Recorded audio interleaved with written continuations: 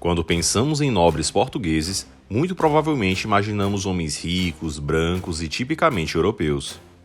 Mas o que poucos conhecem é a incrível história do escravo africano que virou um dos mais prestigiados cortesãos da corte do rei Dom João III. Sendo muito astuto, ele possuía a licença do rei para zombar dos outros nobres e ainda virou herói de guerra e nada menos que cavaleiro da Ordem de Santiago. No vídeo de hoje, vamos falar sobre a história de João de Sá Panasco, o escravo que virou nobre em Portugal. Mas antes de começar o vídeo, já deixa o dedo no like e se inscreva agora mesmo aqui no canal para não perder as novidades por aqui. No século XVI, Lisboa era uma das cidades mais cosmopolitas do mundo. No auge do Império Ultramarino Português, passeavam pela cidade um grande número de negros, índios, asiáticos e pessoas vindas de todos os cantos do Império. Os negros representavam um percentual muito grande da população da cidade. E podemos ver isso pelas pinturas da época, como no quadro O Chafariz del Rei, de um pintor anônimo flamengo de 1570. Junto ao cais e na Praça do Chafariz, podemos ver uma multidão de vários grupos sociais, onde se destaca uma grande quantidade de negros africanos desempenhando as mais diversas tarefas. Eles estão transportando águas ou vasilhas cheias de detritos, ou descarregando cargas das embarcações, acompanhando senhores, ou sendo levados bêbados para a cadeia. Mas algumas cenas são inusitadas e bastante surpreendentes. Um africano ao leme de uma pequena embarcação, enquanto o colega troca o pandeiro para tornar mais doce a relação amorosa de dois brancos. Ou, na pista de dança, podemos ver um par dançante, formado por um homem preto, aparentemente calçado, e uma mulher branca descalça. Nas janelas, as portuguesas contemplam um espetáculo certamente barulhento, marcado pela música e pela dança. E nessa multidão há uma figura que se destaca. Se destaca por estar em primeiro plano e por ser a mais bem vestida ali, por estar a cavalo e numa pose imponente, montado, com o peitoral adornado e uma capa com a cruz da Ordem de Santiago. O seu nome é João de Sá, também conhecido como Panasco, um nobre cavaleiro de história surpreendente. A história de João começa no longínquo reino do Congo. Nascido em terras africanas, ele foi trazido muito cedo em navios para Portugal, onde foi vendido ainda criança como escravo. O jovem, então, passou a trabalhar desde menino nas cavalariças de um nobre português chamado Dom João de Menezes. E, como desempenhava o seu serviço muito bem e era extremamente simpático e comunicativo, foi trabalhar na corte do rei Dom João III. João poderia ser só mais um escravo que trabalhava ali, mas havia um traço importante da personalidade de Panasco. Ele era extremamente espirituoso, engraçado e ágil nas respostas.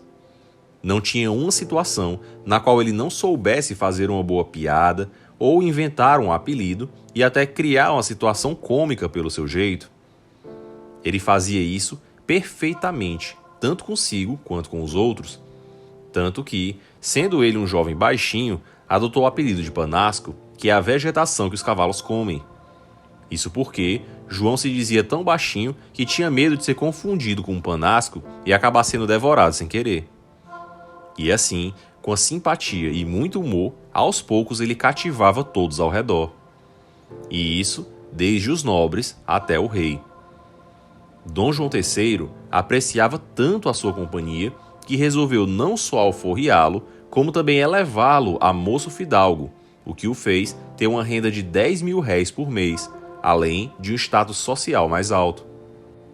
E aí entra um ponto muito interessante. João, apesar de ser um homem engraçado na corte, não era um bobo da corte que costumamos imaginar no medievo. João divertia a corte com seu humor ácido e inusitado, além de rimas, piadas, versos e provérbios e situações inesperadas.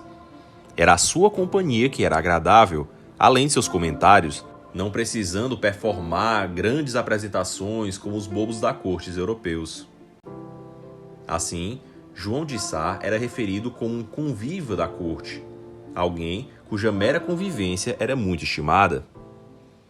No entanto, mesmo com a sua liberdade e sendo ainda próximo do rei, João galgaria ainda patamares maiores.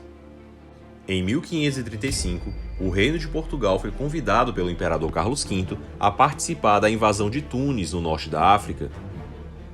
Túnez era um importante porto pirata no Mediterrâneo, onde os berberes constantemente assaltavam navios e cidades costeiras europeias, levando cristãos cativos como escravos.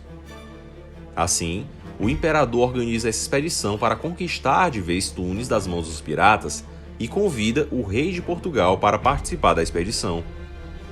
Para o rei, era uma forma de Portugal ganhar prestígio ante o vizinho e, assim, envia o maior navio do mundo na época, o famoso Galeão Botafogo, além de alguns navios e até mesmo seu irmão Dom Luís para a conquista. E, curiosamente, João de Sá se voluntaria para a batalha, acompanhando o irmão do rei. E mesmo não tendo a formação militar muito sólida, na batalha João atua com grande valentia, ajudando com os canhões no navio e partindo para cima dos piratas no desembarque, tendo sido, ao final, a conquista de Túnez um verdadeiro sucesso. Os relatos de seu vigor na batalha e sua coragem trouxeram tanta satisfação ao rei de Portugal que ele decidiu que João deveria ser admitido na prestigiosa Ordem de Santiago, uma das ordens mais restritas da alta nobreza portuguesa e espanhola. A sua admissão como cavaleiro da Ordem de Santiago é um caso único na história de Portugal e na história do mundo. Isso não porque ele era negro.